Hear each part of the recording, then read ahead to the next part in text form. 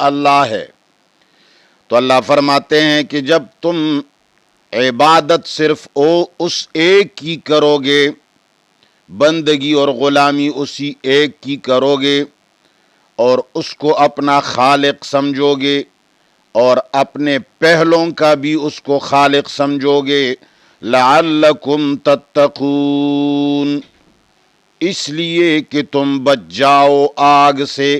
اللہ فرماتے ہیں اگر تم تقوی پیدا کرنا چاہتے ہو تو تقوی کے پیدا کرنے کا گھر یہ ہے کہ تم غلامی ایک رب کی کرو اور یہ عقیدہ بناؤ کہ ہمیں بھی اس نے پیدا کیا ہے اور ہمارے پچھلوں کو بھی اللہ نے پیدا کیا ہے۔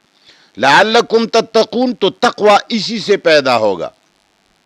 اب اگر ایک آدمی صرف نمازیں زیادہ پڑھتا ہے، ذکر و اذکار زیادہ کرتا ہے، لمبی لمبی قمیصیں پہنتا ہے، تسبیح گلے میں لٹکاتا ہے، بڑے لمبے لمبے بال رکھتا ہے اور مسجد میں بیٹھ جاتا ہے، کسی ایک کونے میں بیٹھ جاتا ہے، اور وہ یہ سمجھ رہا ہے کہ اس سے میں متقی بن جاؤں گا، تو یہ بالکل قرآن کے خلاف ایک تصور اور ایک فکر کو عام کیا گیا ہے۔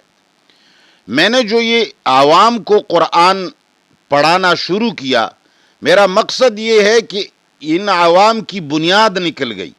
پیسہ عوام کا لگتا ہے، مساجد عوام بناتے ہیں، مدارس عوام بناتے ہیں، مدارس عوام کے پیسے پہ چلتے ہیں، لیکن دین کے اندر ٹھیکیدار ملا بنا ہوا ہے۔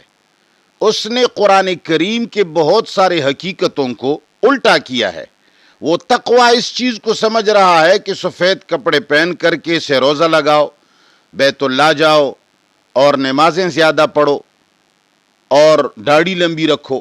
اللہ تعالیٰ نے فرمایا اے لوگو، خاص اپنے رب کی غلامی اور بندگی کرو، وہ رب جس نے تمہیں بھی پیدا کیا اور تمہارے پچھلوں کو بھی پیدا کیا، لعلکم تتقون، اس لیے تاکہ تم متقی بن جاؤ، تم بچ جاؤ آگ سے۔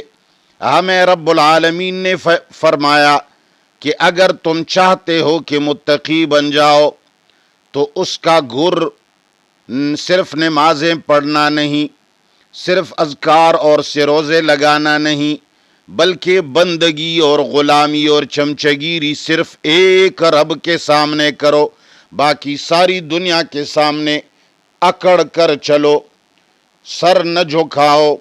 جب اللہ کی بات آتی ہے، اللہ کا حکم آتا ہے، کوئی اللہ کا واسطہ دیتا ہے، تو پھر جھک جایا کرو رب کے سامنے، اور یہ عقیدہ بنا ڈالو کہ وہ رب مستحق ہے عبادت کا، اس لیے کہ ہمیں بھی پیدا کرنے والا ہے اور ہمارے پچھلوں کو بھی وہی پیدا کرنے والا ہے۔ تو اللہ فرماتے ہیں اس سے تقوی پیدا ہوگا۔ پھر اب رب العالمین مزید اپنے الوہیت کی صفات بیان کرتا ہے کہ تمہیں یہ عقیدہ بنانا اس لیے ضروری ہے، حق بھی بنتا ہے کہ تم اللہ کے لیے یہ عقیدہ بناؤ۔ کیوں حق بنتا ہے؟